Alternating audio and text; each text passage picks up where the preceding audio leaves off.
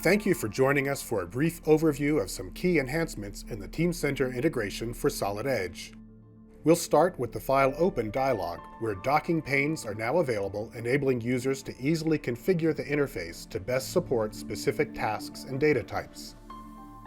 The Files of Type filter is also enhanced, enabling users to specify all Solid Edge file types to be returned by a search, a single file type,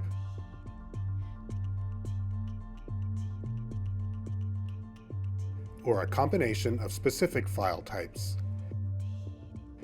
You can display a thumbnail preview of individual files that you select, including Solid Edge parts, assemblies, and drawings. Additional panes in the File Open dialog provide access to previously saved searches, revision rules, and download options. These options enable users to specify exactly how an assembly will be opened, for example, whether the latest revision of every part should be referenced, and whether simplified representations of certain parts should be used for better performance. A separate dockable pane is also available to display the properties of your Solid Edge files, very useful when you have a large number of properties to manage. All of these panes can be opened, closed, and docked as needed. Managing large data sets or data with many properties is easier, and the possibility of errors is minimized. A pane is also available for active workspace. The contents displayed here can be configured by users. We now type in a part number to the quick search to quickly find and open a specific frame design that we want to work on. Our task is to complete this frame design for a specific customer. We'll use Teamcenter classification to select the correct Solid Edge frame components, and finally, we'll specify occurrence properties describing how these components will be treated to meet the customer's specific requirements. We use the active workspace window that's embedded in Solid Edge to run a wildcard search to find all our files. We then apply a filter in our classification area to find all the frame profiles that we've previously classified. Opening the frame profiles presents the different classes for frame types, such as angle, C-section, square, and round. It also displays the quantity of each of these class types that we have in our database. Selecting the round section class shows that we've added a further classification level for ANSI and DIM standard sections. We select the ANSI class that has 5 sections in it. Filters show the attributes available to select our specific profile. In this example, we choose diameter, and we can select the 2-inch diameter round section that we want to use.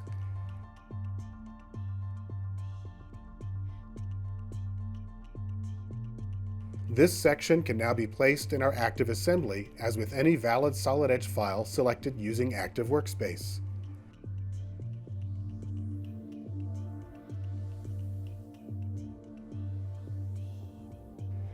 The frame command requires that we select our profile through the Frame Open dialog box, so we copy the section into the frame environment.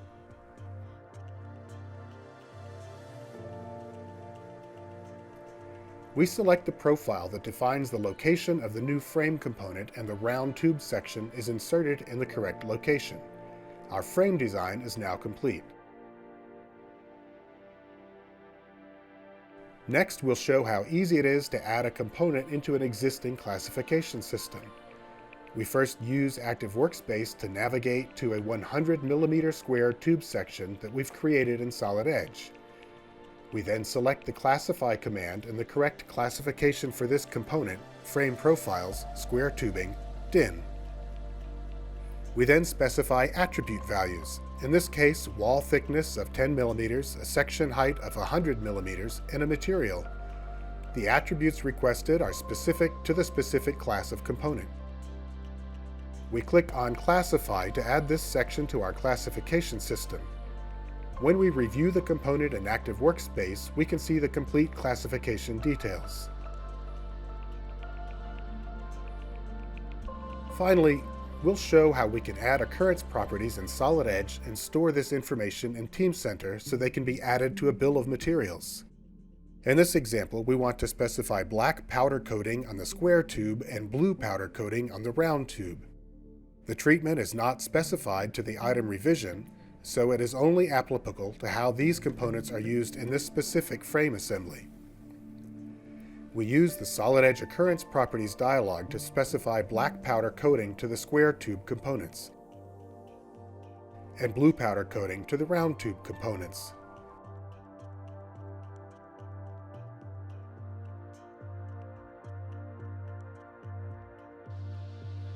We save the assembly and upload it to Teamcenter.